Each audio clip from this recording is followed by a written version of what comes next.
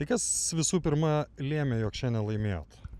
Tai visų pirma lėmė, kad mes stengiamės treniruotėse, sunkiai dirbame, treneriai gerai taktikas visas parodė ir sunkus darbas buvo tas pagrindinis bruožas, kad laimėjome. Pirmajame kėlinyje labai sunkiai sekės kurt progas, tai varžovių nuopelnas.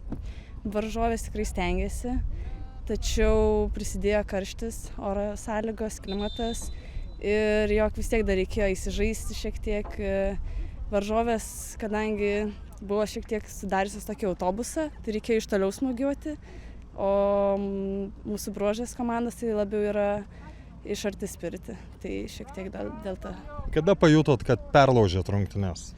Po pirmojo įvarčio, manau, Ugnės Lazdauskaitės įvartis buvo tikrai geras ir jisai perlaužė visos komandos pasitikėjimą ir komanda pradėjo geriau valdyti kamuolį, labiau pasitikėjo savimi kiekvieną žaidėją, tai tas ir perlaužė mūsų rungtynės. Dar grįžtant prie karščio, kada jau leido tas karštis suprasti, kad šiandien tikrai yra sunku?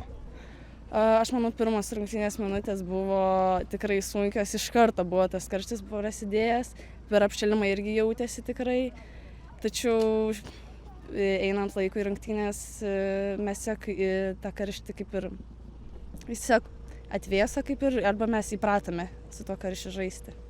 Apie turnyrinę situaciją -5 nuo Gintros, +7 prieš FK Žalgirį pusėjų sezonui. Geras rezultatas ar ne?